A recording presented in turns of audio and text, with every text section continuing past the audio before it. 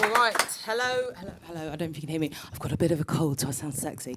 That's what I think it means. Anyway, so we had to talk about who the greatest comedian of all time was, and I was thinking, well, if you're trying to pick the best comedy, it's like, what's the ailment? To me, comedy is a series of medicines for when things go wrong.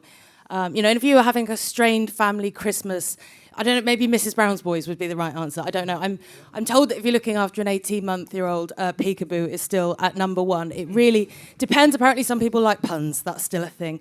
But for me, it's all about solving loneliness. I think the reason we have comedy is because life is just a horrific cosmic joke. I think that might be Norm's, actually. And so it's what makes me feel less lonely. How do we find someone that can do that? And for me, it's Louis C.K. I feel like after I've watched Louis C.K., I might be allowed in the human race after all. We all know that we're a scumbag, don't we? We all know we're a scumbag. We don't want people to know about it, and we try and hide it all the time, but we've all seen ourselves, in public saying, yeah, mostly eating eggs for breakfast at the moment. Yeah, Easter eggs. We tell lies all the time. Oh, I didn't set the timer, Andy. I'm so sorry. I've pressed the... That's 1 minute. Are you timing me? Do it.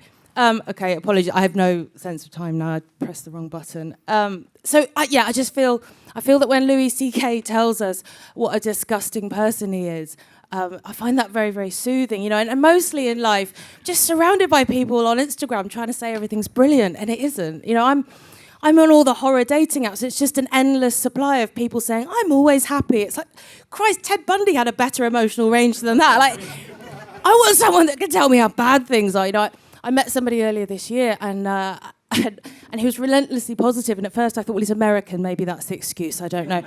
And he would say sort of things like, "Look, not everybody in IKEA is having a terrible time." And I just used to think, no, that's awful. Like, I pictured myself 10 years hence in a veterinary surgery, crying my eyes out with him saying, "Not everybody's puppy got put down today."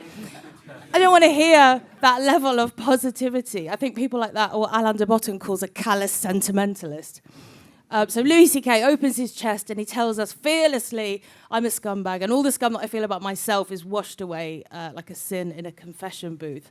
He serves as some sort of cleansing ritual. Incidentally, the funniest thing I ever saw on a dating app was somebody, some of these apps have prompts, they say, after work you can find me. And this guy said, after work you can find me laying down in a gutter being sick, but don't worry ladies, I don't go to work often. I thought that was really funny. I'd love to have met that guy. I don't know what it is about me that enjoys Louis C.K. so much. Obviously, stereotypes are unfashionable, but I suffer from a syndrome called Northern Dad. And recently, when Alex Salmond died, I know that's terribly sad, but I felt this kind of envy because he died. No, it's not that bad. I felt an envy of the way he died because he was doing what he liked doing, and the next thing you know, he's dead. And I thought, that's brilliant. And it reminded me of my dad. Whenever he swats a wasp, he does it. And we have to have this moment where he says, well, I can only hope that when my time comes, it's as swift.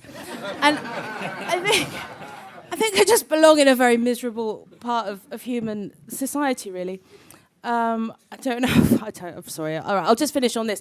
I know some people... one of my colleagues said, you'll have to address it. Address what? Address what he did. So for those people who know about what Louis C.K. did, I'm a bit like the Friends fans who shout, they were on a break. I'm like, he asked. I sort of think of him as a very committed feminist. He's one of the few people that thinks that women can make a decision and stick to it. Enormously flattering. So bizarrely for me, not only is he the funniest comedian in the world, he's also one of the men I would feel safest with. Thank you.